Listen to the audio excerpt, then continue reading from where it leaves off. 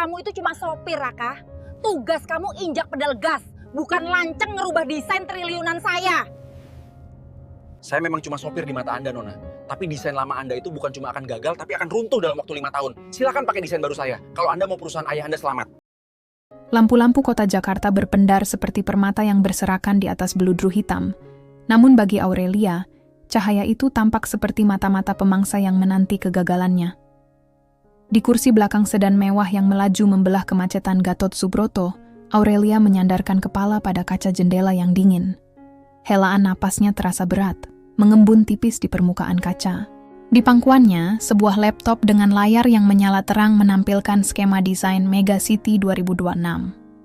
Angka-angka anggaran berwarna merah berkedip di pojok layar, sebuah peringatan bisu bahwa perusahaan peninggalan ayahnya, Aditama Land, berada di ambang jurang. 3 hari lagi, Raka, gumam Aurelia, suaranya parau karena kurang tidur. Matanya yang sembab menatap spion tengah, mencoba menangkap sorot mata sopirnya. Jika tender ini lepas ke tangan Wijaya Group, kita selesai. Bukan hanya aku, tapi nasib 2.000 karyawan di kantor pusat akan tamat. Raka, pria yang baru bekerja sebagai sopir pribadinya selama 3 bulan itu, hanya diam. Tangannya yang kokoh memegang kemudi dengan santai namun presisi. Ia mengenakan seragam safari hitam yang rapi, dengan topi yang ditarik sedikit rendah, menyembunyikan sebagian wajahnya. Fokus saja pada jalanan, Pak, potong Aurelia sebelum Raka sempat menjawab. Meskipun Raka memang jarang sekali bicara. Saya tidak butuh simpati, saya butuh keajaiban pada desain ini. Aurelia kembali berkutat dengan stylus pennya. Jemarinya gemetar. Ia mencoba menyatukan konsep taman vertikal dengan struktur fondasi utama, namun logikanya mulai buntu. Kelelahan yang menumpuk selama berbulan-bulan telah mengaburkan visi artistiknya. Secara estetika, desain itu indah, namun secara teknis, ada sesuatu yang patah. Aurelia tahu itu, tapi egonya sebagai lulusan terbaik arsitektur luar negeri menolak untuk menyerah pada keterbatasan. Nona, suara Raka terdengar rendah, memecah kesunyian kabin yang hanya diisi suara AC. Sudut kemiringan pada pilar penyangga di blok C itu, apakah tidak terlalu berisiko untuk beban angin di ketinggian tersebut? Aurelia tertegun sejenak. Ia mendongak, menatap tajam ke arah punggung Raka. Sedetik kemudian, tawa sinis keluar dari bibirnya yang dipoles lipstik merah tua. Risiko? Sejak kapan seorang sopir mengerti tentang beban struktural dan aerodinamika? Aurelia mencemooh, suaranya meninggi. Tugasmu adalah memastikan mobil ini sampai di rumah tanpa lecet, bukan mengoreksi desain bernilai triliunan rupiah. Jangan melampaui batasmu, Raka. Raka tidak membela diri. Ia hanya mengangguk kecil. Maaf, Nona. Saya hanya melihat sekilas. Simpan penglihatanmu untuk lampu lalu lintas. Pungkas Aurelia dingin. Mobil terus melaju, memasuki kawasan perumahan elit di Menteng. Di dalam kepalanya, Aurelia sedang berperang. Ayahnya meninggal setahun yang lalu, meninggalkan beban berat di pundak kecilnya. Semua orang di dewan direksi meragukannya. Mereka menunggunya jatuh, menunggunya menangis, dan menunggunya menyerahkan kursi kepemimpinan kepada paman-pamannya yang rakus. Setiap garis yang ia goreskan di layar laptop terasa seperti beban bertonton. Ia merasa terjebak dalam labirin yang ia buat sendiri. Desain Megacity ini seharusnya menjadi mahakaryanya, tapi kini terasa seperti surat kegagalannya. Kita sudah sampai, Nona. Suara Raka kembali terdengar saat mobil berhenti sempurna di depan teras rumah megah bergaya kolonial. Aurelia tidak segera turun. Ia masih menatap layar laptopnya dengan pandangan kosong. Kepalanya berdenyut hebat. Rasa kantuk yang luar biasa tiba-tiba menyerang, seolah-olah tubuhnya telah mencapai batas absolut. Bawa laptop ini ke ruang kerja saya setelah kau memarkir mobil, perintah Aurelia dengan suara yang nyaris hilang. Ia melangkah keluar dengan langkah gontai, meninggalkan aroma parfum mahal yang bercampur dengan aroma kecemasan di dalam kabin mobil. Raka memperhatikan sosok Aurelia yang menghilang di balik pintu jati besar rumahnya. Pria itu kemudian menoleh ke arah kursi belakang.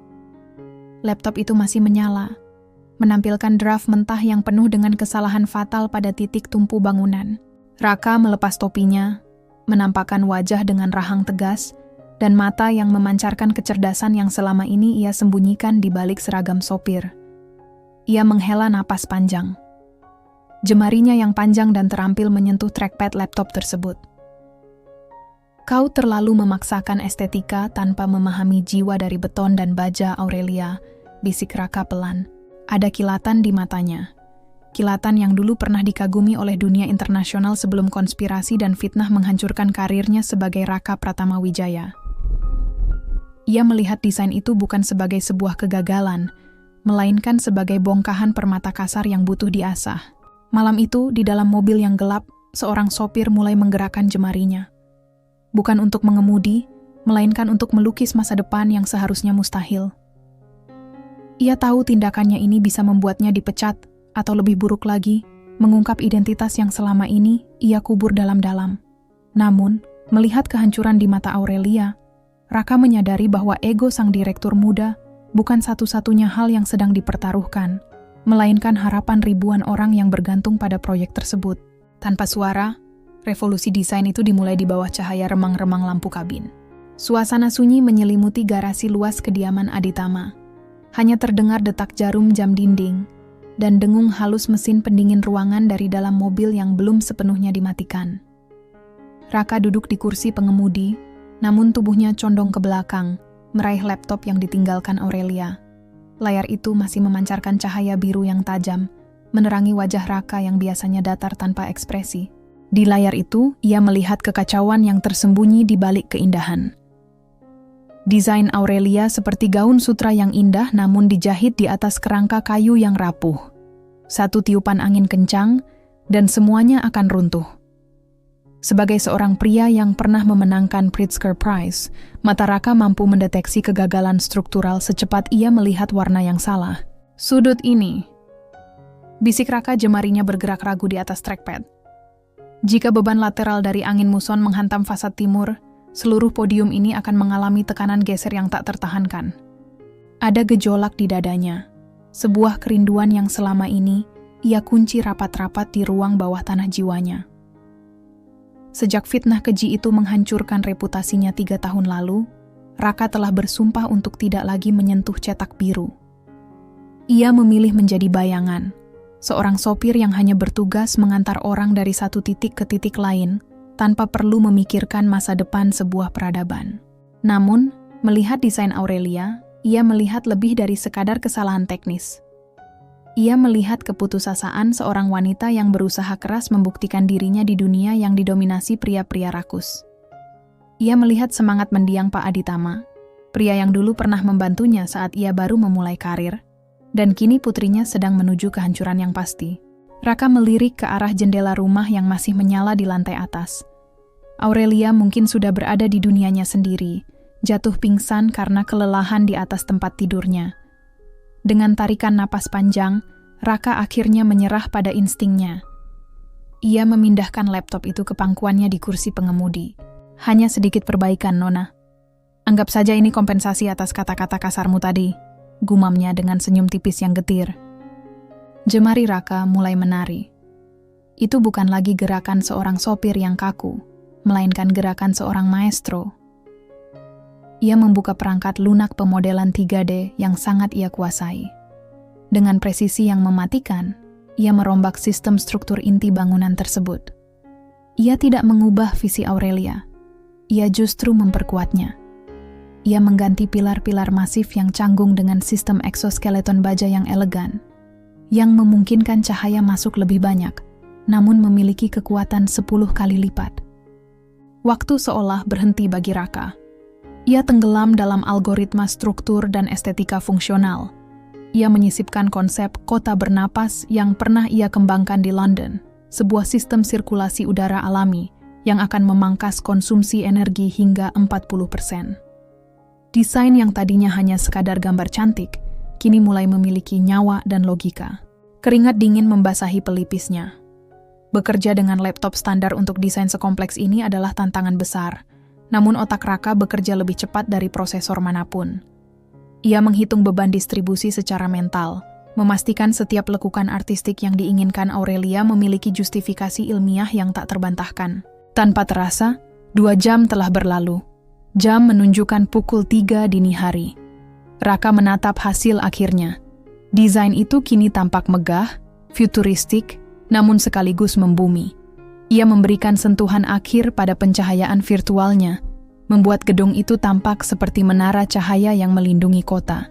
Tiba-tiba, suara langkah kaki terdengar dari arah pintu samping garasi. Dengan gerakan kilat, Raka menutup laptop tersebut dan meletakkannya kembali ke kursi belakang. Ia menarik topinya rendah-rendah, mengatur napasnya yang memburu. Seorang penjaga malam lewat, hanya menyapa singkat sebelum melanjutkan patroli. Raka menghembuskan napas lega. Ia keluar dari mobil, membawa laptop itu dengan hati-hati, seolah sedang memegang bom yang siap meledak. Ia berjalan menuju ruang kerja Aurelia yang tidak dikunci, meletakkan perangkat itu di atas meja kayu ek yang rapi, lalu pergi tanpa meninggalkan jejak. Kembali ke kamarnya yang sempit di pavilion belakang, Raka menatap telapak tangannya yang sedikit gemetar. Ia tahu apa yang ia lakukan malam ini akan mengubah segalanya. Besok, Aurelia akan menemukan penyusup di dalam karyanya. Ia mungkin akan dimaki, dituduh meretas, atau bahkan diserahkan ke polisi. Namun saat ia menatap bintang-bintang dari jendela kecilnya, ada secercah kepuasan yang sudah lama tidak ia rasakan. Untuk beberapa jam tadi, ia bukan lagi Raka sang sopir yang dihina. Ia adalah Raka Pratama Wijaya, arsitek yang kembali menantang dunia. Semoga keberuntungan berpihak padamu besok, Aurelia. Bisiknya pada kegelapan malam, sebelum akhirnya memejamkan mata untuk istirahat singkat yang penuh dengan mimpi tentang garis dan ruang. Sinar matahari pagi menyelinap melalui celah gorden sutra di ruang kerja Aurelia, memantulkan cahaya keemasan pada permukaan meja kayu ek yang dingin. Aurelia terbangun dengan leher kaku dan denyut di pelipis yang terasa seperti hantaman palu. Ia bahkan tidak ingat kapan ia memindahkan dirinya dari tempat tidur ke kursi kerja. Atau apakah ia memang sempat tidur di sana? Ia hanya ingat rasa frustrasi yang menyesak sebelum kegelapan merenggut kesadarannya. "Kopi? Aku butuh kopi," gumamnya dengan suara serak. Matanya tertuju pada laptop yang terbuka di depannya. Ia ingat meninggalkan perangkat itu dalam keadaan standby dengan draft kasar yang berantakan. Namun, saat ia menyentuh trackpad untuk membangunkan layar, jantungnya seolah berhenti berdetak. Apa yang terpampang di depan matanya bukanlah draft yang ia kerjakan hingga berdarah-darah semalam. Di sana, sebuah model 3 dimensi berdiri dengan keanggunan yang tidak masuk akal. Garis-garis yang tadinya kaku dan dipaksakan kini mengalir dengan logika yang puitis. Struktur bangunan itu tidak lagi terlihat seperti beban bagi bumi, melainkan bagian dari alam itu sendiri. "Apa ini?" bisik Aurelia, suaranya bergetar antara bingung dan ngeri. Ia mengklik folder riwayat perubahan. Kosong. Seseorang telah masuk ke dalam sistemnya, merombak total struktur teknis, mengganti material fasad dengan komposit karbon terbaru, dan memperbaiki sistem drainase makro yang sebelumnya menjadi titik lemahnya. Ini bukan sekadar perbaikan kecil. Ini adalah sebuah visi baru yang jauh melampaui kemampuannya. Pikirannya langsung melayang pada kejadian di mobil semalam. Ucapan Raka tentang sudut kemiringan dan beban lateral terngiang kembali seperti gema yang menyakitkan. Tidak mungkin. Ia menggelengkan kepala dengan keras, mencoba mengusir pemikiran konyol itu. Dia hanya seorang sopir. Dia tidak mungkin bisa melakukan ini. Kemarahan mulai naik dari perutnya menuju dada, membakar rasa takjub yang sempat muncul. Bagi Aurelia, ini bukan bantuan. Ini adalah penghinaan. Seseorang telah menyentuh privasi intelektualnya. Seseorang telah menganggap karyanya sampah dan merasa berhak untuk memperbaikinya. Dan orang itu, dugaannya, adalah pria yang ia bayar untuk memegang kemudi, bukan memegang pena desain. Aurelia menyambar ponselnya dan menekan tombol intercom dengan kasar. "Bi Inah, panggil Raka ke ruang kerja saya sekarang. 5 menit kemudian, ketukan pelan terdengar di pintu. Raka masuk dengan seragam yang masih rapi, wajahnya sedatar air di sumur tua, tenang dan tak terbaca. Topinya ia pegang di depan dada, menunjukkan sikap hormat yang entah mengapa terasa seperti ejekan di mata Aurelia. "Anda memanggil saya, Nona?" Suara Raka terdengar stabil. Aurelia berdiri, tangannya menunjuk layar laptop dengan gemetar. Apa yang kau lakukan pada desainku, Raka? Raka menatap layar itu sejenak, lalu kembali menatap Aurelia. Saya hanya memastikan desain itu bisa dibangun, Nona. Desain sebelumnya akan runtuh sebelum lantai 20 selesai karena kegagalan torsi. Kalimat itu meledakkan amarah Aurelia. Kegagalan torsi? Istilah itu keluar begitu lancar dari mulut seorang sopir. Kau berani menyentuh pekerjaanku? Suara Aurelia meninggi, tajam dan menusuk. Kau pikir, karena kau bisa mengemudi, kau punya hak untuk merusak properti intelektual perusahaan ini. Kau siapa, ha? Kau hanya orang yang aku bayar untuk membukakan pintu mobil. Saya hanya tidak ingin Anda dipermalukan di depan dewan juri, Nona, jawab Raka pelan. Namun ada ketegasan yang tak tergoyahkan dalam suaranya. Dipermalukan? Kau justru mempermalukanku sekarang. Aurelia berjalan mendekat, menatap Raka dengan tatapan penuh kebencian. Ini adalah sabotase. Kau menghancurkan draft asliku dan menggantinya dengan sampah imajinasimu ini. Kau tahu apa akibatnya? Presentasiku tinggal 2 jam lagi, dan aku tidak punya waktu untuk mengembalikannya. Aurelia mengambil sebuah map di mejanya dan melemparkannya ke arah dada Raka. Kertas-kertas berhamburan di lantai. Keluar. Kau dipecat. Jangan pernah injakkan kakimu di perusahaan ini atau di rumah ini lagi. Aku akan memastikan tidak ada satupun agen penyalur tenaga kerja yang akan menerimamu setelah ini. Kau hanyalah seorang sopir yang tidak tahu diri. Raka menatap kertas-kertas yang berserakan di bawah kakinya, lalu menatap Aurelia untuk terakhir kalinya. Ada kilatan kesedihan di matanya, bukan karena dipecat, tapi karena melihat potensi besar yang tertutup oleh kesombongan. Saya akan pergi, kata Raka tenang. Ia meletakkan kunci mobil di atas meja. Tapi saran saya, Nona, gunakan desain itu. Karena jika Anda menggunakan desain Anda yang asli, Anda tidak hanya akan kehilangan tender, Anda akan kehilangan segalanya. Raka berbalik dan melangkah keluar dengan martabat yang tetap utuh, meninggalkan Aurelia yang berdiri mematung di tengah ruangan, dikelilingi oleh keheningan yang menyesakan, dan sebuah mahakarya yang enggan ia akui. Di atas meja, layar laptop masih menyala, menampilkan sebuah gedung masa depan yang seolah menertawakan kehancuran ego sang direktur muda. Ruang aula utama convention center itu terasa sedingin lemari es. Suara dengung proyektor dan bisikan rendah para staf ahli dari berbagai perusahaan konstruksi menciptakan atmosfer yang mencekam.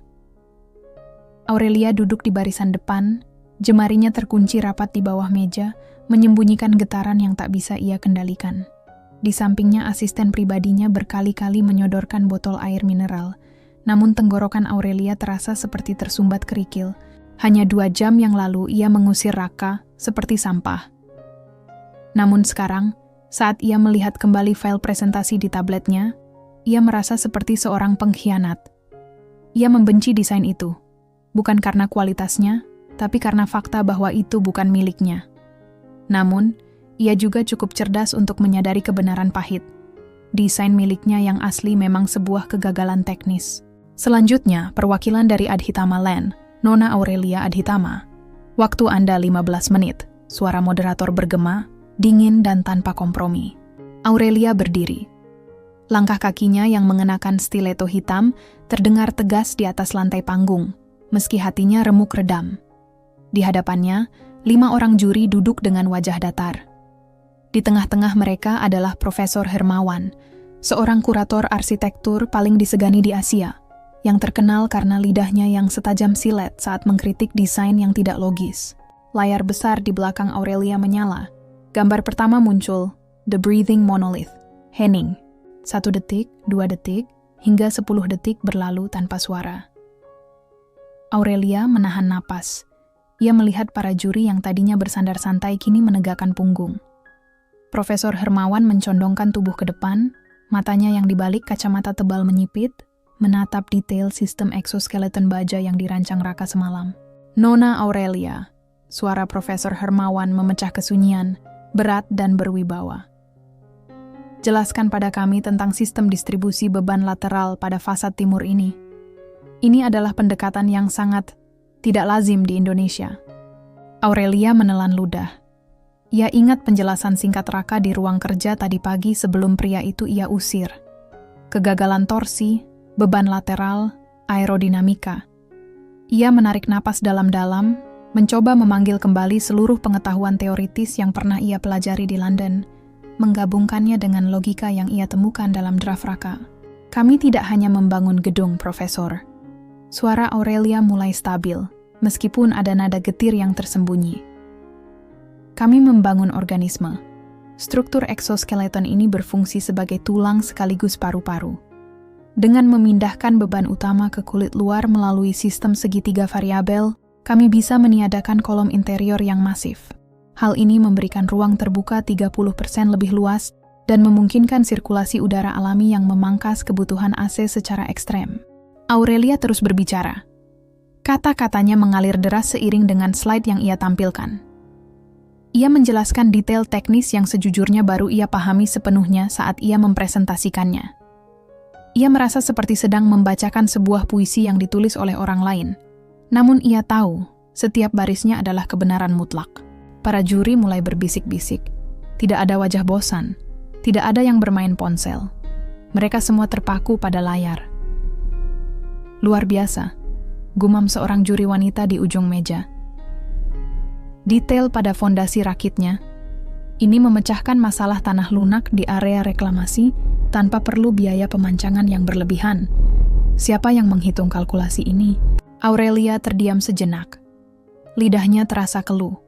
Wajah Raka yang tenang dengan topi yang ditarik rendah terbayang di benaknya. Tim internal kami, Pak, jawab Aurelia bohong.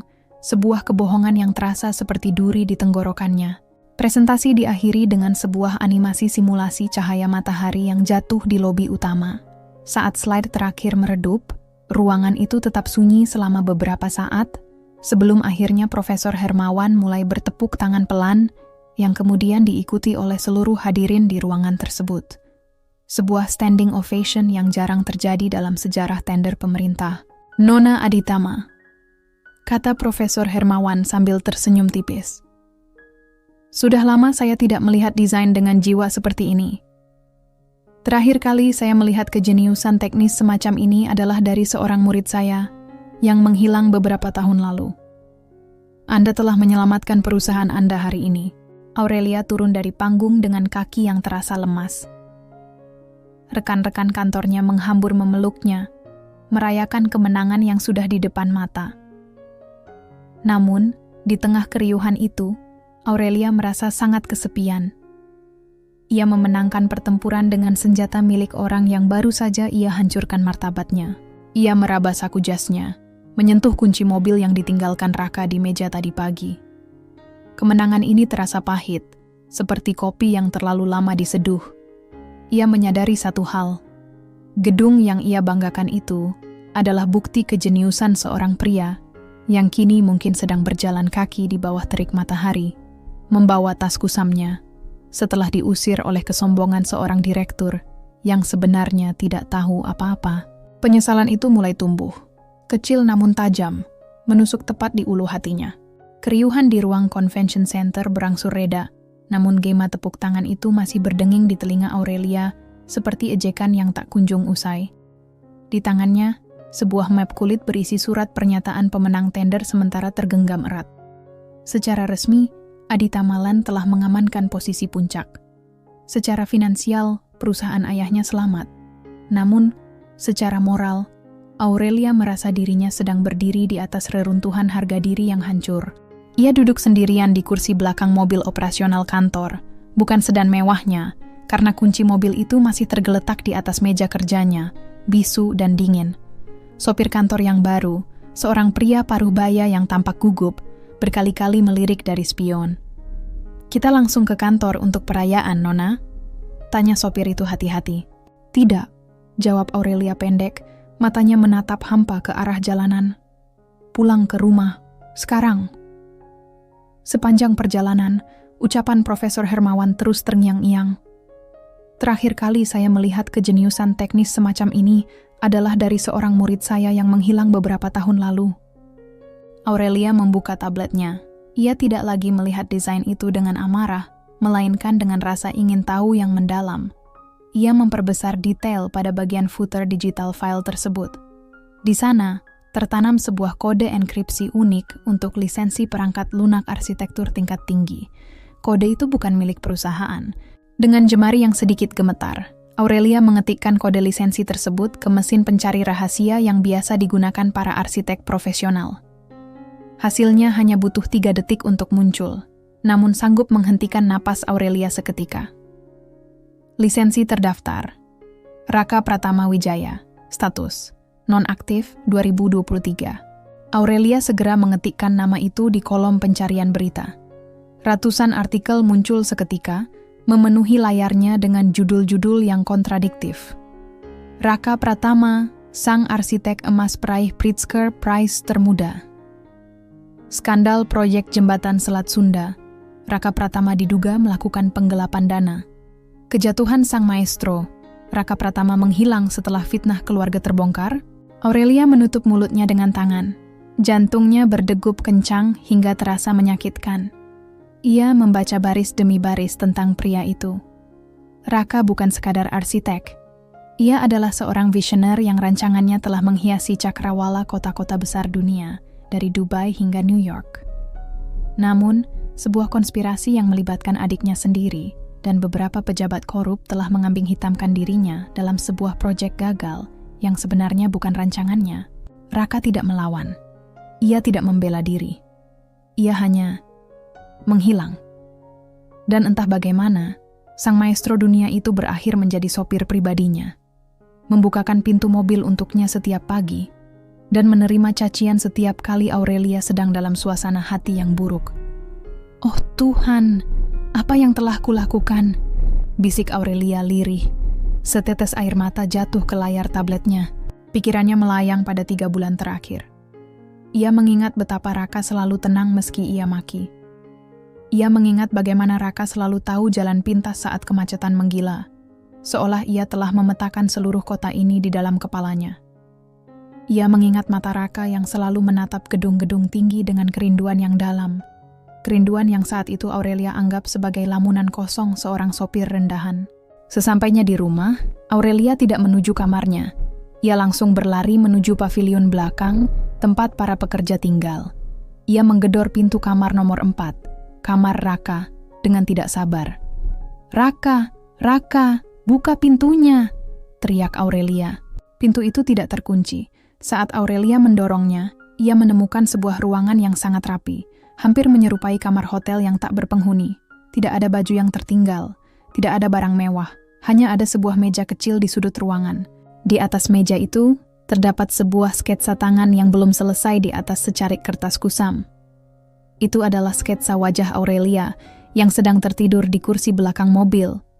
Namun di sekeliling wajah itu, Raka menggambar garis-garis arsitektur yang megah. Seolah-olah bagi Raka, Aurelia adalah pusat dari seluruh desain dunianya.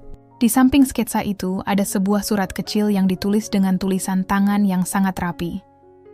"Nona Aurelia, desain itu kini milik Anda. Gunakan dengan bijak. Arsitektur bukan tentang membangun dinding yang tinggi, tapi tentang membangun ruang bagi manusia untuk merasa aman. Jangan biarkan egomu merobohkan bangunan yang lebih penting dari beton, kemanusiaanmu sendiri. Saya pergi." Aurelia jatuh terduduk di lantai kamar yang dingin itu, mendekap kertas sketsa tersebut ke dadanya. Rasa malu yang luar biasa menghujam dirinya. Ia telah menghina emas karena mengiranya sekadar kerikil. Ia telah memecat satu-satunya orang yang tidak hanya menyelamatkan perusahaannya, tapi juga satu-satunya orang yang melihat dirinya melampaui gelar direktur mudanya. "Maafkan aku, Raka," isaknya di tengah kesunyian kamar yang kosong itu. Namun, Aurelia bukan wanita yang mudah menyerah pada penyesalan. Jika ia bisa memenangkan tender paling mustahil di negeri ini, maka ia juga harus bisa menemukan pria yang telah memberikannya kemenangan itu. Ia harus mengembalikan martabat Raka, meskipun ia harus mempertaruhkan martabatnya sendiri. Pencarian itu baru saja dimulai, dan kali ini, Aurelia tidak akan membiarkan egonya menghalangi jalan. Ia akan mencari Raka Pratama Wijaya, bukan sebagai bos yang butuh bantuan, tapi sebagai manusia yang butuh pengampunan. Matahari pagi di hari berikutnya terasa lebih menyengat bagi Aurelia. Meskipun ponselnya tak henti-hentinya bergetar karena panggilan dari pemegang saham, media, dan rekan bisnis yang ingin mengucapkan selamat atas kemenangan tender kemarin, ia tidak merasakan kemenangan apapun. Ruang kerjanya yang luas kini terasa seperti penjara kaca yang hampa. Setiap kali ia menatap maket Mega City 2026 yang mulai dikerjakan timnya, ia hanya melihat bayang-bayang Raka di setiap sudut presisinya. Aurelia memanggil kepala keamanan rumahnya, seorang pria tegap bernama Satria. Aku butuh alamat terakhir yang ada di berkas lamaran Raka. Sekarang, perintahnya dengan nada yang tak lagi angkuh, melainkan penuh desakan yang rapuh. Sudah saya periksa, Nona. Alamat itu palsu. Itu hanya alamat sebuah kedai kopi tua di pinggiran kota yang sudah lama tutup, jawab Satria sambil menunduk. Aurelia mengepalkan tinjunya. Tentu saja. Seorang pria yang sedang bersembunyi dari dunia tidak akan meninggalkan peta untuk ditemukan. Namun, Aurelia tidak menyerah. Ia membuka kembali sketsa wajahnya yang ia temukan di kamar Raka semalam. Ia memperhatikan detail kertasnya. Ada logo kecil yang samar di pojok bawah. Sebuah stempel timbul dari perpustakaan tua di kawasan Pelabuhan Utara. Tanpa menunggu sopir pengganti, Aurelia menyambar kunci mobilnya sendiri. Ia berkendara menuju kawasan pelabuhan, sebuah tempat yang biasanya tidak akan pernah ia injak dengan sepatu mahalnya. Udara di sana berat oleh aroma garam, solar, dan karat. Jalanannya sempit, dipenuhi truk-truk besar yang meraung. Setelah 1 jam mencari, ia menemukan bangunan itu. Sebuah gedung perpustakaan arsitektur kuno yang hampir roboh, terhimpit di antara gudang-gudang logistik. Di dalamnya, debu menari di bawah cahaya lampu temaram. Saya mencari seseorang, ucap Aurelia kepada penjaga perpustakaan, seorang pria tua yang sedang membersihkan buku. Namanya Raka. Dia sering ke sini? Pria tua itu menatap Aurelia dari balik kacamatanya yang retak. Dia tidak pernah menyebutkan namanya, tapi dia satu-satunya orang yang masih mau membaca jurnal arsitektur tahun 80-an di tempat berdebu ini. Kalau kau mencarinya, dia biasanya ada di kedai soto belakang pasar ikan saat jam makan siang. Dia bilang soto di sana mengingatkannya pada masa kecilnya sebelum dunianya berantah.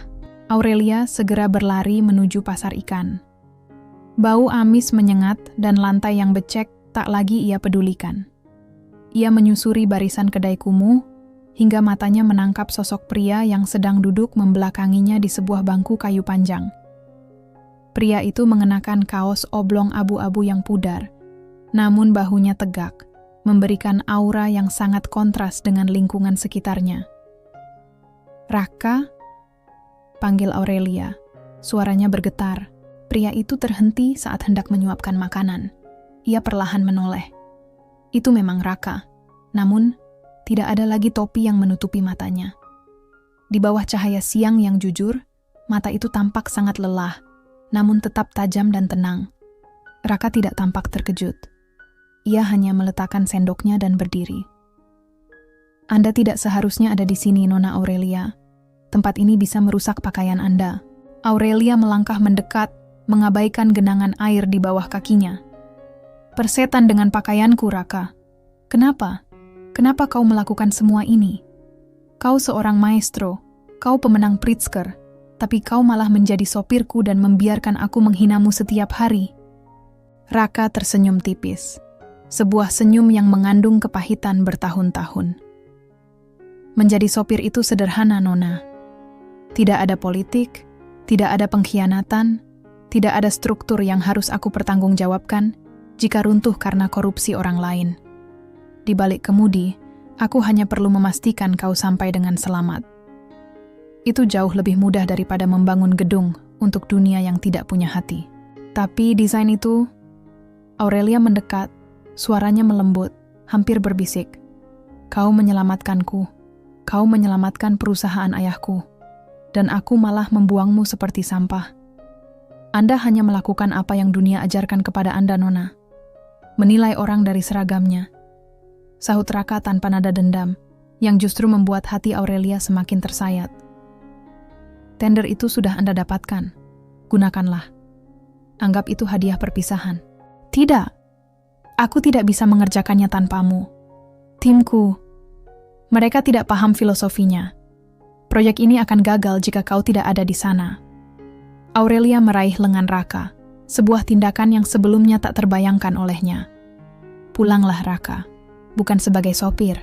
Aku akan membersihkan namamu. Aku akan menuntut mereka yang memfitnahmu.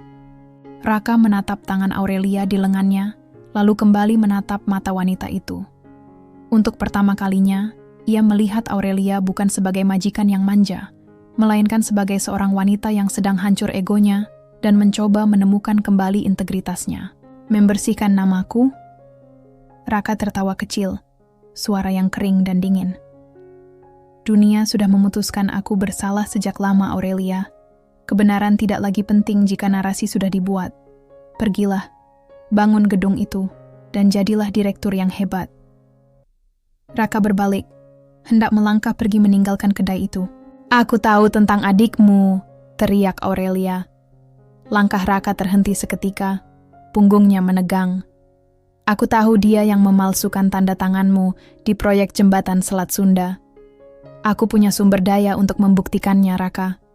Jika kau membantuku membangun proyek ini, aku bersumpah akan menggunakan seluruh kekuatan Aditama Land untuk menarikmu kembali dari kegelapan. Raka diam membeku. Angin laut bertiup kencang, menerbangkan helai rambutnya. Konflik batin terpancar jelas dari kepalan tangannya yang menguat. Di satu sisi, ada kedamaian dalam persembunyiannya. Di sisi lain, ada harga diri yang menuntut untuk ditebus melalui wanita yang baru saja menyadari kesalahannya. Satu syarat, Raka menoleh setengah wajah. Aku tidak akan pernah memakai jas lagi.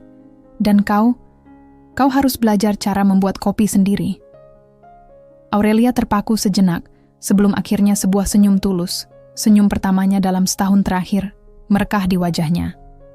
Aku rasa aku bisa mempelajarinya. Di antara bau amis pasar ikan dan deru mesin pelabuhan, sebuah aliansi baru terbentuk.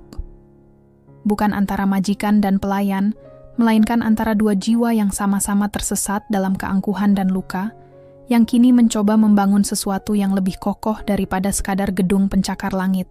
1 minggu setelah pertemuan di pasar ikan, suasana di lantai paling atas gedung Aditama Land berubah secara drastis.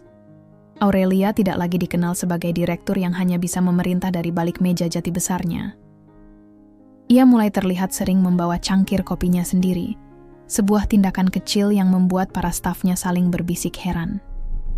Namun, perubahan terbesar bukan pada kebiasaan minum kopinya, melainkan pada sesosok pria yang kini hampir selalu ada di ruangan rahasia di balik ruang kerja Aurelia.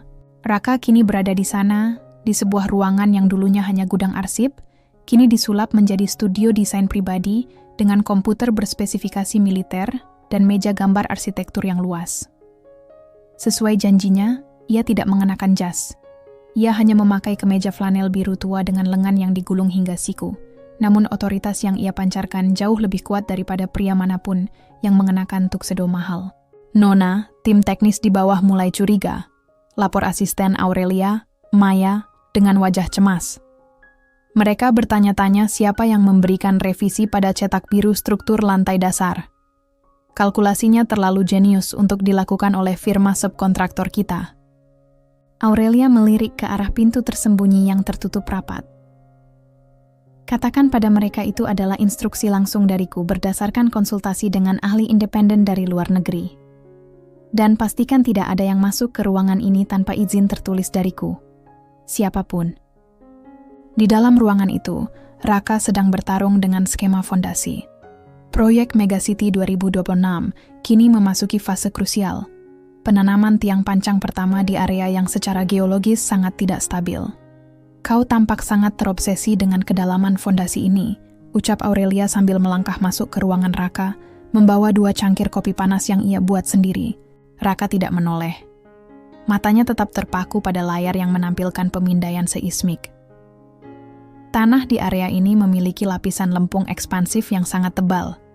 Jika kita menggunakan metode standar yang diajukan timmu, gedung ini akan mulai miring dalam 5 tahun. Aku sedang merancang sistem fondasi mengapung yang bisa menyesuaikan diri dengan pergerakan tanah.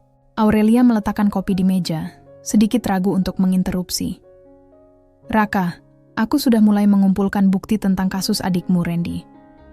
Pengacaraku menemukan beberapa aliran dana mencurigakan yang mengarah pada akun luar negeri miliknya saat proyek jembatan itu bermasalah. Gerakan tangan Raka terhenti. Ia meletakkan stylus pennya dan menghela napas panjang. Randy tidak pernah menyukai arsitektur. Dia hanya menyukai uang yang dihasilkan dari profesi ini. Ayah kami selalu membandingkan kami, dan itu membuatnya buta. Saat proyek itu gagal karena material yang disunat oleh vendor pilihannya, dia menggunakan posisinya sebagai manajer operasional untuk memalsukan tanda tangan persetujuanku. "Kenapa kau tidak melawan saat itu?" tanya Aurelia, suaranya penuh empati. "Kau punya nama besar. Dunia akan mendengarmu." Raka berbalik, menatap Aurelia dengan tatapan yang sangat lelah. "Lawan siapa? Melawan adik kandungku sendiri? Melawan ayahku yang memohon padaku untuk tidak menjebloskan putranya yang lain ke penjara? Aku lebih baik mati secara sosial daripada melihat ibuku hancur karena kedua anaknya saling menghancurkan di pengadilan." Hening sejenak. Aurelia baru menyadari betapa dalam luka yang dipikul pria di depannya. Kesetiaan Raka pada keluarganya adalah alasan kehancurannya. Tapi sekarang berbeda, tegas Aurelia. Sekarang kau tidak sendirian. Randy sekarang sedang mencoba mendekati tender pemasokan material untuk proyek Megacity ini melalui perusahaan cangkang. Dia ingin merusak karyamu lagi, Raka, dan aku tidak akan membiarkan itu terjadi. Raka menyipitkan mata, kilatan amarah yang dingin muncul di pupilnya. Dia tidak pernah belajar. "Itulah sebabnya aku butuh kau tetap menjadi bayangan untuk sementara," lanjut Aurelia. "Biarkan dia berpikir dia sedang berhadapan dengan direktur muda yang tidak tahu apa-apa. Biarkan dia masuk ke dalam perangkapnya sendiri. Saat tiba waktunya nanti, kita akan mengungkap siapa sebenarnya otak di balik semua ini, sekaligus memperkenalkan kembali Raka Pratama Wijaya kepada dunia." Raka menatap kopi yang mulai mendingin di atas mejanya. Ia kemudian menatap Aurelia. Wanita ini telah berubah. Keangkuhannya telah berganti menjadi ketajaman taktis yang elegan. "Kau mulai terdengar seperti seorang pemimpin, Aurelia," puji Raka tulus. Aurelia tersenyum, kali ini tanpa ada rasa superioritas. "Aku belajar dari sopir terbaik yang pernah kupunya. Kerjasama itu kini bukan lagi sekadar transaksional. Ada ikatan kepercayaan yang mulai tumbuh di antara garis-garis blueprint dan kode enkripsi. Di tengah kebisingan pembangunan ibu kota, di sebuah ruangan tersembunyi yang tak tersentuh publik, sebuah mahakarya sedang dibangun. Bukan hanya sebuah gedung, tapi sebuah keadilan yang sedang menenun jalannya kembali ke permukaan. Namun, di luar sana, bayang-bayang masa lalu, Raka mulai mendekat. Sebuah mobil hitam mewah terparkir di seberang gedung Aditama Land, dengan seseorang di dalamnya yang terus mengamati jendela lantai paling atas dengan tatapan penuh kebencian. Randy Pratama tidak akan membiarkan kakaknya bangkit begitu saja. Perang yang sesungguhnya baru saja akan dimulai. Debu konstruksi berterbangan di udara saat alat berat mulai menderu di lokasi proyek Megacity 2026. Di tengah hiruk-pikuk itu, Aurelia berdiri dengan helm proyek berwarna putih dan rompi reflektif, menatap hamparan lahan yang kini mulai digali. Namun, matanya tidak tertuju pada alat berat, melainkan pada sesosok pria yang baru saja turun dari mobil mewah di area parkir VIP. Pria itu adalah Randy Pratama Wijaya. Dengan setelan jas Italia yang licin dan senyum yang tampak terlalu sempurna, ia melangkah mendekati Aurelia seolah-olah ia adalah penyelamat yang dinantikan. "Nona Aurelia," sapa Randy dengan nada suara yang halus, namun mengandung getaran manipulatif. "Selamat atas kemenangannya. Saya dari Wijaya Material Corp ingin menawarkan kerjasama strategis. Kami memiliki stok baja dan beton kualitas premium yang akan membuat gedung Anda abadi." Aurelia merasakan mual di perutnya, namun ia teringat pesan Raka di ruang rahasia semalam. "Mainkan peranmu, jangan biarkan dia melihat api di matamu." Aurelia memaksakan senyum tipis. "Sebuah kehormatan, Pak Randy. Saya sudah mendengar tentang reputasi Wijaya Group. Tapi bukankah kalian baru saja mengalami masalah teknis pada proyek jembatan beberapa tahun lalu?" Wajah Randy berubah tegang sesaat, namun dengan cepat ia menguasai diri. Itu murni kesalahan arsitek kami sebelumnya. Kakak saya sendiri, Raka. Dia pria yang brilian tapi sangat ceroboh dan tidak bertanggung jawab secara finansial. Beruntung kami bisa memutus hubungan dengannya sebelum dia menghancurkan nama keluarga lebih jauh. Aurelia mengepalkan tangan di dalam saku rompinya. Mendengar Raka difitnah tepat di depan mukanya membuat darahnya mendidih. Namun ia tetap tenang. Begitu ya? Sayang sekali. Baiklah, kirimkan proposal teknis Anda ke kantor saya. Saya akan meninjaunya secara pribadi. Setelah Randy pergi, Aurelia segera kembali ke kantor. Ia masuk ke ruangan rahasia Raka dengan napas yang memburu. Dia baru saja menemuiku. Lapor Aurelia sambil melemparkan helmnya ke sofa. Dia berani menyebutmu ceroboh dan tidak bertanggung jawab. Dia menawarkan baja dan beton untuk proyek ini, Raka. Dia sedang mencoba menyusup. Raka, yang sedang meneliti dokumen pengadaan barang, tidak mendongak. Namun, garis rahangnya tampak mengeras. Dia tidak hanya ingin menyusup Aurelia. Dia ingin menguras anggaran proyek ini dengan mengganti spesifikasi material di tengah jalan. Itu adalah polanya. Dia akan memberikan sampel terbaik di awal. Lalu saat pembangunan mencapai lantai 30, dia akan memasok material kelas 2 untuk mengeruk keuntungan pribadi. Raka kemudian menyerahkan sebuah berkas digital kepada Aurelia. Aku sudah membedah proposal yang biasanya dia kirimkan. Lihat bagian kecil di lampiran B12. Itu adalah celah hukum yang memungkinkannya mengubah vendor tanpa persetujuan utama direktur jika terjadi kendala logistik. Jangan pernah menandatangani apapun yang mengandung klausul itu. Aurelia menatap layar, lalu menatap Raka. Raka, kau tahu, saat dia bicara tadi, aku menyadari sesuatu. Dia sangat takut padamu. Dia terus-menerus mencoba menjatuhkan namamu, seolah-olah dia takut bayanganmu akan muncul kembali dan merusak dunianya. Raka terdiam sejenak. Ia berdiri dan berjalan menuju jendela kecil yang menghadap ke arah cakrawala kota. Dia bukan takut padaku, Aurelia.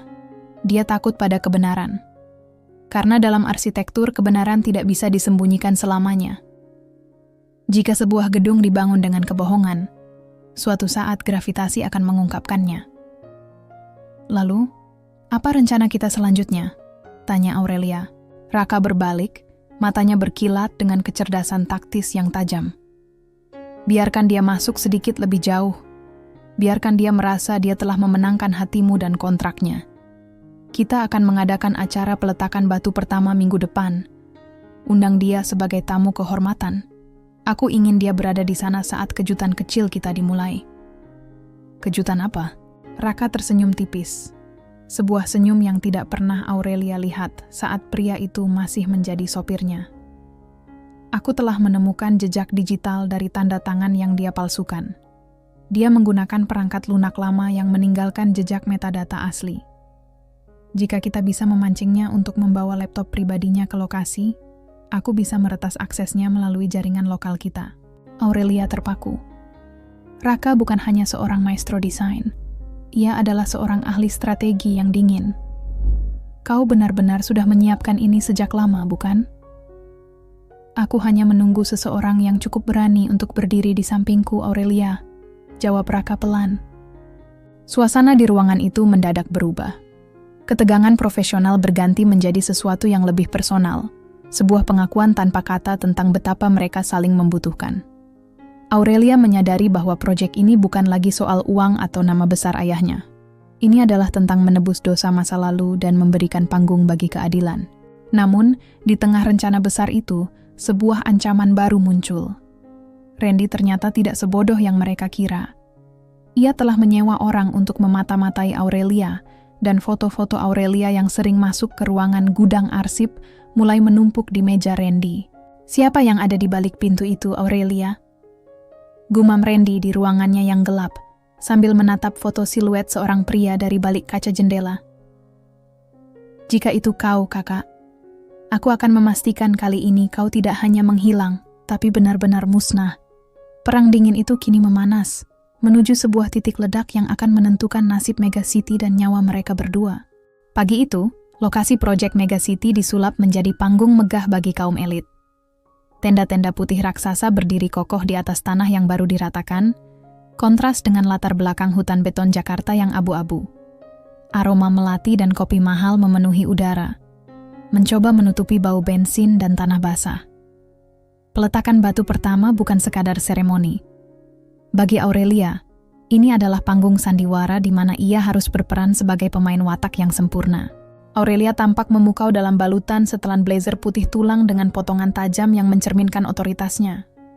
Namun, di balik anting mutiaranya, sebuah earpiece kecil tersembunyi, menghubungkannya langsung dengan Raka yang memantau dari unit fan control tersembunyi di area parkir belakang. Dia sudah datang. Suara Raka terdengar datar namun tajam di telinga Aurelia. Randy Pratama Wijaya melangkah masuk dengan gaya seorang penakluk. Ia didampingi oleh 2 pengawal dan seorang asisten yang menjinjing tas laptop berbahan kulit buaya. Senyumnya lebar, seolah ia sudah mencium aroma uang dari kontrak material yang akan segera ditandatangani. Nona Aurelia, acara yang luar biasa, puji Randy. Tangannya meraih tangan Aurelia untuk jabat tangan yang terlalu lama. Saya membayangkan gedung ini akan menjadi monumen kesuksesan Anda. Dan tentu saja, dengan baja dari Wijaya Material, kita akan memastikan monumen ini tak tertandingi. Aurelia membalas senyum itu dengan keanggunan yang dingin. Tentu saja Pak Randy, sebenarnya saya ingin kita mendiskusikan detail akhir kontrak itu di ruang VIP proyek sebelum acara dimulai. Saya ingin memastikan tidak ada celah yang terlewat. Dengan senang hati, jawab Randy tanpa curiga. Ia memberi isyarat pada asistennya untuk mengikuti mereka menuju kabin VIP yang kedap suara di sudut lokasi. Di dalam kabin yang sejuk oleh AC, Aurelia sengaja duduk di posisi yang membelakangi jendela, membuat Randy menghadap ke arah perangkat router jaringan nirkabel yang telah dimodifikasi oleh Raka. Raka, dia sudah di posisi, bisik Aurelia nyaris tak terdengar saat ia berpura-pura merapikan rambutnya. Bagus, buat dia membuka laptopnya. Aku butuh dia terhubung ke jaringan internal kita untuk bypass enkripsinya. Instruksi Raka melalui earpiece. Aurelia menatap Randy dengan tatapan penuh minat yang palsu. Pak Randy, saya baru saja menerima laporan dari konsultan teknis saya mengenai spesifikasi baja tahan gempa. Bisa Anda tunjukkan simulasi beban dari database internal perusahaan Anda? Saya ingin melihat perbandingannya dengan standar yang saya miliki. Randy merasa berada di atas angin. Ia ingin membuktikan bahwa teknologinya adalah yang terbaik agar Aurelia tidak punya alasan untuk berpaling ke vendor lain. Tentu Nona, saya membawa data lengkapnya di sini.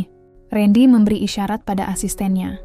Laptop mewah itu dibuka, dan dalam hitungan detik, Randy masuk ke dalam server pribadinya. Ia tidak menyadari bahwa saat ikon Wi-Fi di sudut layarnya berubah warna, sebuah pintu belakang digital telah terbuka luas bagi Raka. Di dalam fan yang gelap, jemari Raka bergerak seperti kilat di atas keyboard. Barisan kode hijau mengalir di layarnya, menembus lapisan demi lapisan keamanan yang dibangun Randy dengan uang suap. Raka tidak mencari simulasi baja. Ia mencari folder tersembunyi dengan kode enkripsi yang sangat ia kenal. Kode yang pernah digunakan Randy untuk memalsukan persetujuan proyek jembatan 3 tahun lalu. Sedikit lagi. Gumam Raka, peluh dingin mulai membasahi keningnya. Kau ceroboh Randy. Kau menggunakan kunci enkripsi yang sama untuk semua kejahatanmu. Di dalam kabin, Aurelia terus memancing Randy berbicara, mengalihkan perhatian pria itu dengan pertanyaan-pertanyaan teknis yang rumit.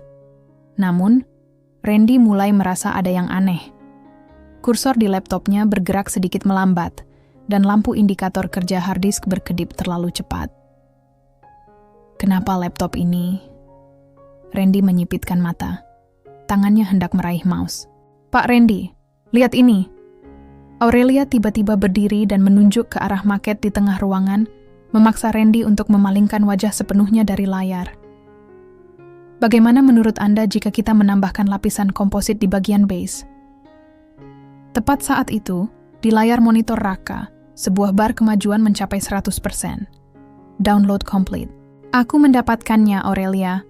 Suara Raka terdengar, kali ini dengan nada kemenangan yang tertahan. Semuanya.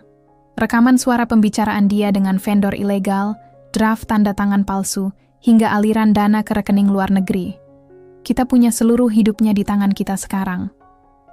Aurelia merasakan gelombang lega yang luar biasa hampir membuatnya goyah. Ia kembali menatap Randy. Namun kali ini tatapannya bukan lagi kepalsuan. Ada kilatan keadilan yang tajam di matanya. "Ada apa, Nona Aurelia?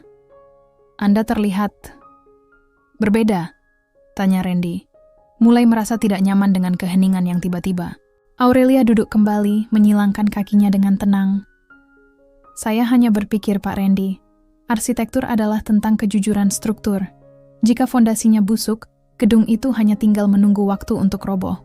Begitu juga dengan reputasi seseorang." Randy tertegun.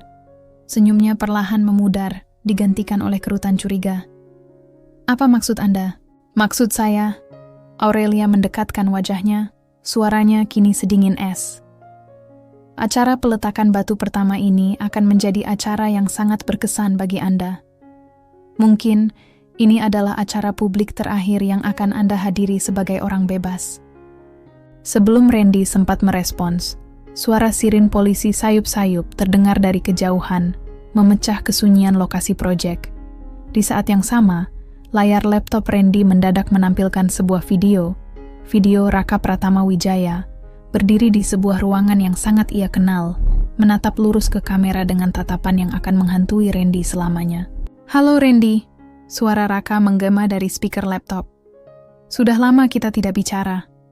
Wajah Randy mendadak pucat pasi, sepucat beton yang belum kering di luar sana. Perjamuan itu berakhir, dan jurang di bawah kakinya baru saja terbuka lebar. Keheningan di dalam kabin VIP itu terasa begitu pekat hingga suara detak jam tangan Randy terdengar seperti dentum martil yang menghantam paku bumi. Wajah Randy yang tadinya kemerahan karena rasa percaya diri, kini berubah menjadi kelabu, menyerupai abu sisa pembakaran. Matanya terbelalak menatap layar laptopnya sendiri, di mana sosok kakak laki-lakinya, pria yang ia pikir telah ia kubur dalam kemiskinan dan kehinaan, kini menatapnya balik dengan sorot mata yang melampaui amarah. "Raka?" Suara Randy tercekat, nyaris seperti bisikan hantu. "Tidak mungkin. Kau seharusnya sudah membusuk di jalanan. Kau membangun istanamu di atas puing-puing namaku, Randy." Suara Raka menggema dari pengeras suara laptop, terdengar jernih dan berwibawa. "Tapi kau lupa satu prinsip dasar arsitektur. Gravitasi tidak pernah tidur. Begitu juga dengan kebenaran." Aurelia berdiri dengan tenang, melangkah menuju pintu kabin dan menguncinya dari dalam. Ia melipat tangan di dada, menatap Randy dengan rasa muak yang tak lagi disembunyikan. "Seluruh data yang kau simpan di folder tersembunyi itu, transaksi material ilegal, bukti suap proyek jembatan Selat Sunda, hingga rekaman aslimu saat memerintahkan pemalsuan tanda tangan Raka, semuanya sudah terkirim ke server Kejaksaan Agung 1 menit yang lalu." Randy gemetar hebat. Ia mencoba meraih laptopnya, berniat membantingnya ke lantai, namun asistennya, yang ternyata adalah orang suruhan Satria, kepala keamanan Aurelia, dengan sigap menahan lengannya. "Kau menjebakku, Aurelia," teriak Randy frustrasi. "Kau pikir kau bisa menghancurkan Wijaya Group? Aku punya sekutu, aku punya kekuatan." "Kekuatanmu dibangun di atas pasir, Pak Randy," balas Aurelia tajam. "Dan saat ini, air laut sedang pasang." Di luar kabin, suara sirine polisi kini menderu keras, berhenti tepat di depan tenda utama. Para tamu elit yang tadinya bersantai mulai berdiri dengan bingung, menyaksikan sekawanan petugas berseragam masuk dengan surat perintah penangkapan. Kerumunan wartawan yang tadinya bersiap meliput seremoni peletakan batu pertama, kini mengalihkan lensa kamera mereka ke arah kabin VIP. Raka muncul dari balik tirai belakang kabin. Ia tidak lagi berada di dalam van. Ia melangkah masuk dengan langkah kaki yang berat namun mantap. Untuk pertama kalinya setelah 3 tahun, kedua bersaudara itu berdiri di ruang yang sama. Kontras di antara mereka begitu nyata. Randy dengan kemewahan yang palsu, dan Raka dengan kesederhanaan yang jujur. "Kenapa, Raka?" tanya Randy. Air mata keputusasaan mulai mengalir. "Kenapa kau lakukan ini pada keluargamu sendiri?" "Aku tidak melakukannya padamu, Randy. Kau melakukannya pada dirimu sendiri saat kau memutuskan bahwa nyawa orang-orang yang melintasi jembatan itu tidak lebih berharga daripada angka di rekening bankmu," jawab Raka pelan. "Aku diam selama ini bukan karena aku takut padamu, Aku diam karena aku menunggu saat di mana kau benar-benar merasa berada di puncak, agar saat kau jatuh, kau tidak akan punya kekuatan lagi untuk bangkit dan mencelakai orang lain. Polisi mengetuk pintu kabin dengan keras. Aurelia membukanya, membiarkan petugas masuk dan memborgol Randy di depan kilatan lampu flash para jurnalis yang berhasil mendekat. Randy digiring keluar dengan wajah tertutup jas mahalnya, melewati barisan tamu yang kini menatapnya dengan pandangan jijik. Saat ruangan itu kembali sunyi, hanya menyisakan Aurelia dan Raka, ketegangan yang selama ini menyelimuti mereka perlahan mencair. Aurelia menatap Raka, melihat beban berat yang selama ini dipikul pria, itu perlahan-lahan terangkat dari bahunya. "Sudah selesai," bisik Aurelia. Raka mengangguk pelan, matanya menatap hamparan lahan proyek di luar jendela. "Belum sepenuhnya, Aurelia. Penghancuran memang sudah selesai. Sekarang, bagian yang tersulit dimulai, membangun kembali sesuatu yang benar-benar kokoh." Aurelia tersenyum, kali ini dengan ketulusan yang murni. Ia menyadari bahwa kemenangan terbesar hari ini bukanlah penangkapan Randy, melainkan kembalinya martabat seorang pria yang hampir dihancurkan oleh dunia. Dan ia bangga bisa menjadi bagian dari proses itu. Namun, di tengah rasa lega itu, sebuah pertanyaan muncul di hati Aurelia. Setelah badai ini berlalu, apakah Raka akan tetap tinggal, ataukah sang maestro akan kembali menghilang ke dalam bayangan? 1 bulan setelah badai hukum meruntuhkan dinasti palsu Randy Pratama, lokasi proyek Megacity telah berubah menjadi sebuah simfoni konstruksi yang teratur. Namun, di balik kemajuan fisik bangunan, ada sebuah kekosongan yang mulai merayap di hati Aurelia. Namanya kini diagungkan sebagai pahlawan integritas di dunia bisnis, dan Aditama Land mencapai nilai saham tertinggi sepanjang sejarahnya. Namun, sosok yang menjadi otak di balik semua kesuksesan itu justru semakin menarik diri ke dalam bayangan. Sore itu, langit Jakarta digelayuti awan kelabu yang berat, seolah hendak menumpahkan seluruh beban atmosfer ke bumi. Aurelia menemukan Raka sedang berdiri di lantai 20, lantai tertinggi yang baru saja selesai dicor. Pria itu tidak lagi mengenakan seragam sopir, namun ia juga tetap menolak mengenakan kemeja sutra pemberian Aurelia. Ia hanya mengenakan kaos hitam sederhana, berdiri di tepi lantai tanpa pagar pengaman, menatap lurus ke arah cakrawala. Para jurnalis terus bertanya siapa konsultan misterius di balik desain ini, ucap Aurelia. Suaranya nyaris tertelan deru angin di ketinggian. Ia melangkah mendekat, membiarkan rambutnya berantakan diterpa angin. "Mereka ingin memberikan penghargaan Life Achievement padamu, Raka. Namamu sudah bersih. Semua bukti sudah dipublikasikan." Raka tidak menoleh. Ia tetap menatap kejauhan. "Nama hanyalah label, Aurelia. Di atas kertas, aku mungkin sudah bersih. Tapi di dalam sini," ia menyentuh dadanya pelan, "aku masih merasa seperti orang yang gagal melindungi keluarganya dari keserakahan." "Itu bukan salahmu," tegas Aurelia. Ia berdiri di samping Raka, merasakan sensasi ngeri sekaligus takjub melihat kota dari ketinggian ini. "Kau menyelamatkanku. Kau menyelamatkan ribuan orang yang mungkin akan menjadi korban jika material Randy masuk ke proyek ini. Kenapa kau masih menghukum dirimu sendiri?" Raka akhirnya menoleh. Matanya yang tajam tampak lelah, namun ada sekelumit kehangatan yang belum pernah Aurelia lihat sebelumnya. "Aku tidak menghukum diriku. Aku hanya sedang mencoba mengingat kembali bagaimana rasanya menjadi manusia, bukan sekadar instrumen arsitektur. Selama bertahun-tahun, aku hanya melihat dunia sebagai garis, beban, dan struktur. Menjadi sopirmu, secara aneh, adalah waktu di mana aku merasa paling hidup, karena aku tidak perlu menjadi siapa-siapa." Aurelia merasakan tenggorokannya menyempit. "Tapi kau bukan siapa-siapa bagiku, Raka. Kau adalah guru, penyelamat, dan," ia ragu sejenak, "sahabatku." Hujan mulai turun, setetes demi setetes, sebelum akhirnya berubah menjadi tirai air yang deras. Mereka berdua tidak beranjak. Di bawah guyuran hujan yang dingin, topeng profesionalitas yang selama ini mereka pakai seolah luruh bersama air. "Aku akan pergi, Aurelia," bisik Raka. Kalimat itu lebih tajam daripada petir yang baru saja menyambar di kejauhan. Tugasmu sudah selesai. Proyek ini sudah memiliki fondasi yang paling kuat di dunia. Kau sudah menjadi pemimpin yang aku harapkan. Kemana? Suara Aurelia bergetar. Kenapa kau harus pergi saat semua orang akhirnya mengakuimu? Karena pengakuan mereka bukan tujuanku. Jawab Raka tenang. Ia menatap Aurelia dengan tatapan yang sangat dalam. Aku ingin mencari tempat di mana aku bisa membangun sesuatu, tanpa harus menyembunyikan identitasku lagi. Mungkin di pinggiran, mungkin di tempat yang bahkan tidak ada di peta.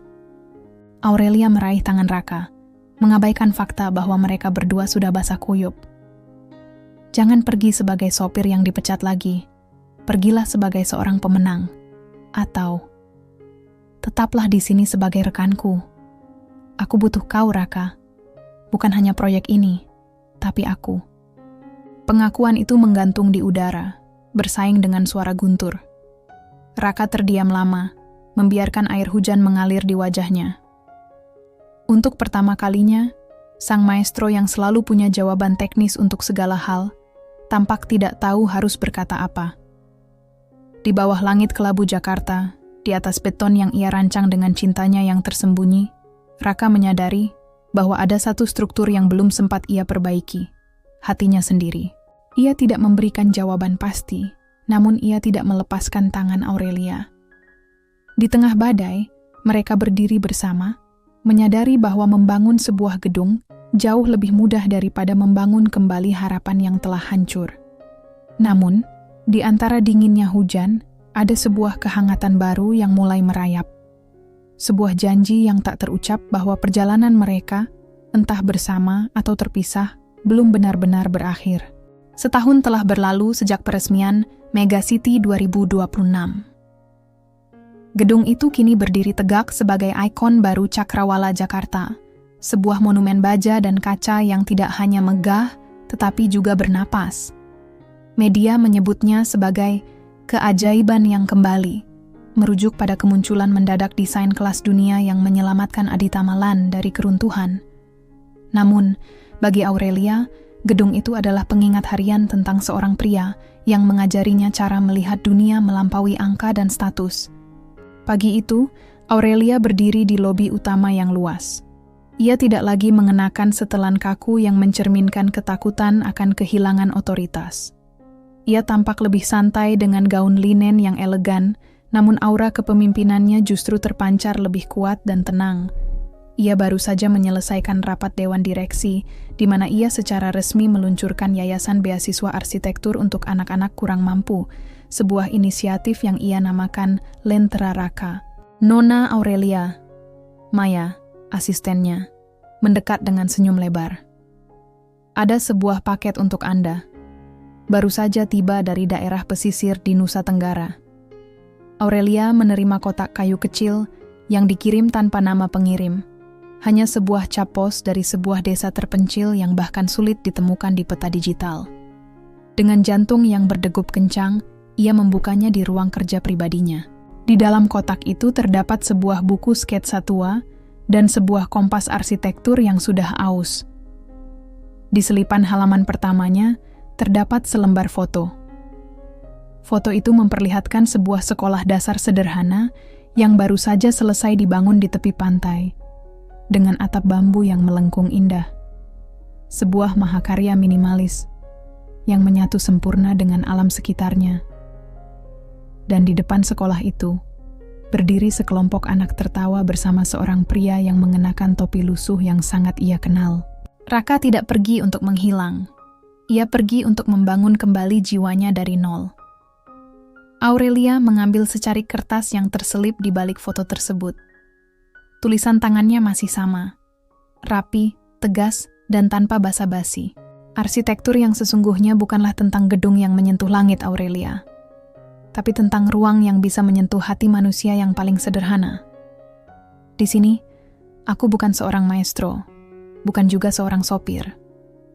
Aku hanya seorang tukang kayu yang membantu anak-anak melihat masa depan mereka. Terima kasih telah memecatku hari itu. Tanpa kemarahanmu, aku mungkin tidak akan pernah menemukan jalan pulang. Air mata haru mengalir di pipi Aurelia. Ia menatap keluar jendela besar ruang kerjanya, ke arah gedung-gedung tinggi yang berdesakan. Ia menyadari bahwa Raka benar. Kesuksesan bukan tentang seberapa tinggi kita berdiri di atas orang lain, tapi tentang seberapa besar manfaat yang kita berikan saat kita berada di bawah. Sore harinya, Aurelia berjalan menuju mobilnya. Sopir barunya, seorang pemuda sopan, segera membukakan pintu untuknya. Aurelia berhenti sejenak sebelum masuk.